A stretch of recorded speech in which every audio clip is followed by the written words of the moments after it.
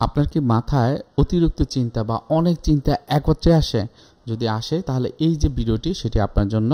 এখানে 3টি করণীয় বিষয়বস্তু আমি তুলে ধরবো। আমি কাউন্সেলিং সাইকোলজিস্ট আশুজম রাজু।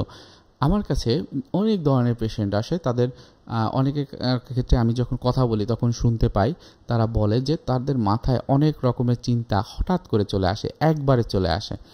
যখন আসে তখন আমার কন্ট্রোল থাকে না। আবার ওই চিন্তাগুলো হয়তোবা এক নাগালে আমার মাথায় চলতে থাকে, অথবা একটু চিন্তাগুলো আসে, একটু বন্ধ হয়, আবার চলতে থাকে, বন্ধ হয়, আবার চলতে থাকে, বন্ধ হয়, আবার চলতে থাকে। এটা এরকম হয়।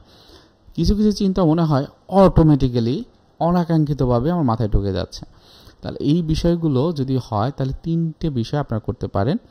1 নম্বরে যে বিষয়টি সেটি হলো অনেকগুলো চিন্তা আসতেই পারে, এটাকে মেনে নেওয়া। এবং যেমন আমার ফ্রন্টাল লব আছে, এই ফ্রন্টাল লবের কাজ হচ্ছে যে চিন্তা করা। তাহলে ওটাকে যদি আপনি বলেন চিন্তা করব না, তাহলে ও চিন্তা বেশি বেশি করবে। তাহলে কি করবেন যে এটাকে প্রথমেই হলো যে অনেকগুলো চিন্তা থাকলেও একটার উপর ফোকাস করবেন। সেটি কি হয়েছে, কি হচ্ছে, আসলে এটা যদি হয় তাহলে এটা আমার ক্ষতি কি, এটা যদি হয় তাহলে সর্বোচ্চ ক্ষতি কি হবে, এটা যে আমার ক্ষেত্রে হবে তার প্রমাণটা কি।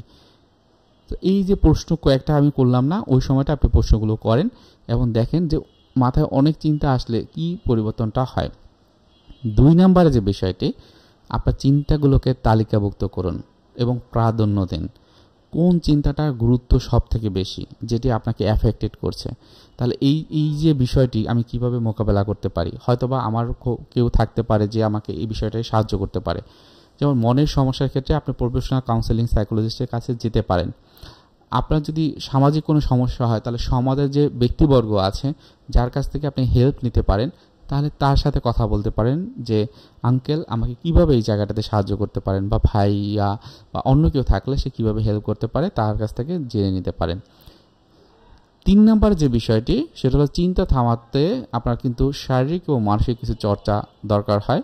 শারীরিক চর্চার ক্ষেত্রে আপনি কি করতে পারেন, আপনি হচ্ছে যে নিয়মিত ব্যায়াম করতে পারেন, পানি পান করতে পারেন, এবং মনের যে ব্যায়ামগুলো সেগুলো আমরা বলি যে মেডিটেশন করা, শ্বাস প্রশ্বাসের ব্যায়াম করা।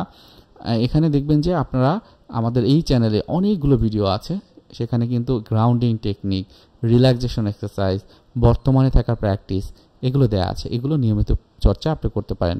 মনে রাখবেন সঠিক অভ্যাসের ফলে মনের যে একটা ভার সেটি কিন্তু হালকা হয়। সুতরাং আপনার অভ্যাসটাকে পরিবর্তন করার জন্য দরকার হবে এই যে কয়েকটা বিষয় আমি আপনাদেরকে বললাম, সেই বিষয়গুলো আপনি নিজে নিজে চর্চা করা, প্রত্যেকটা সাইকোথেরাপিউটিক টেকনিক এবং সিবিটি থেরাপি।